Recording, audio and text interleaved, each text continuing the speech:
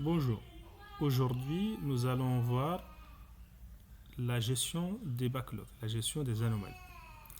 Donc, on va voir le dashboard des gestions des anomalies. Dans le dashboard, nous avons des statistiques sur le total des anomalies, le nombre d'anomalies traitées, exécutées, le nombre en attente PDR, le nombre en priorité élevée, l'évolution, plutôt la répartition par statut, et ici des alertes, des anomalies qui sont critiques, qui ne sont pas encore traitées. Par exemple, cette anomalie fissure sur la cuve hydraulique, sur cet engin dans ce site, elle est déclarée à cette date. Depuis 84 jours, elle est programmée, son statut. Donc, une liste des anomalies qui ne sont pas encore traitées, mais qui sont critiques parce que leur date est très loin. Et aussi leur niveau de criticité. Donc ça, c'est dans l'onglet statut. Il y a aussi une répartition par priorité. Donc dans le priorité, il y a une répartition où nous avons 58% la priorité moyenne, 30% priorité faible et 11% priorité élevée. Cette répartition, où nous avons le nombre qui est là, la répartition, et des statistiques, tant de résolution des points, de résolution des anomalies, c'est des moyennes calculées. Et aussi, on peut voir la répartition par source, c'est-à-dire sur les 418, la part de l'origine VS, elle est là, et la part de VJ, elle est là. Donc c'est la répartition par source. L'évolution, c'est l'évolution pour les 6 derniers mois, juillet, août, septembre, octobre, novembre, décembre, c'est-à-dire la répartition des anomalies et selon leur statut, mais en fonction des mois, les 6 derniers mois de l'année en cours. Donc la répartition mensuelle détaillée avec la tendance et l'efficacité de résolution des problèmes. Donc c'est des statistiques, c'est un dashboard qu'on peut filtrer aussi par site si on veut que un site, que pour quelques engins, par engin par exemple, si on veut que certains engins, par exemple ce camion, ces statistiques sont là, la répartition, donc c'est le même rapport mais il sera filtré pour un engin donné. Si on veut aussi le spécifier pour une période de telle date à telle date, c'est aussi possible. Donc ça c'est le dashboard, les tableaux de bord des backlogs, c'est les statistiques et les indicateurs de performance liés au traitement des anomalies déclarées sur les différents engins.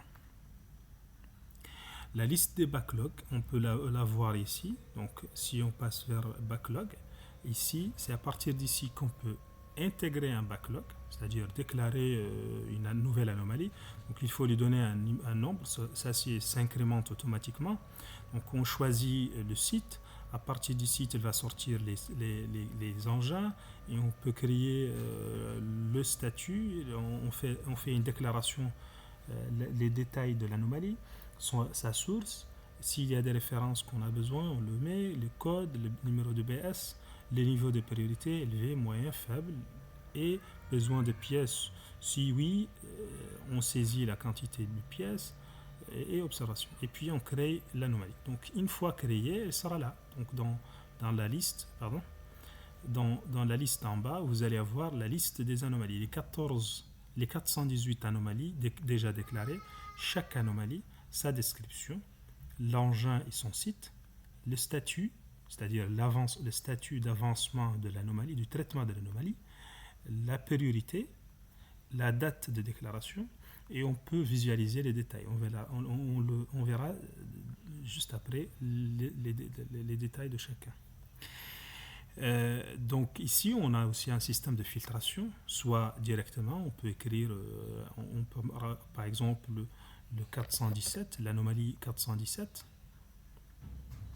ou l'engin si on veut, 417, si on veut une anomalie donnée.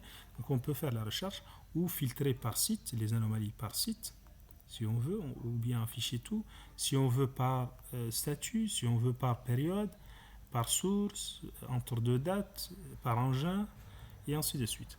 Maintenant, si on veut rentrer dans les détails d'une anomalie, donc si on clique sur l'anomalie elle-même, donc on a le tableau de détail de l'anomalie elle-même.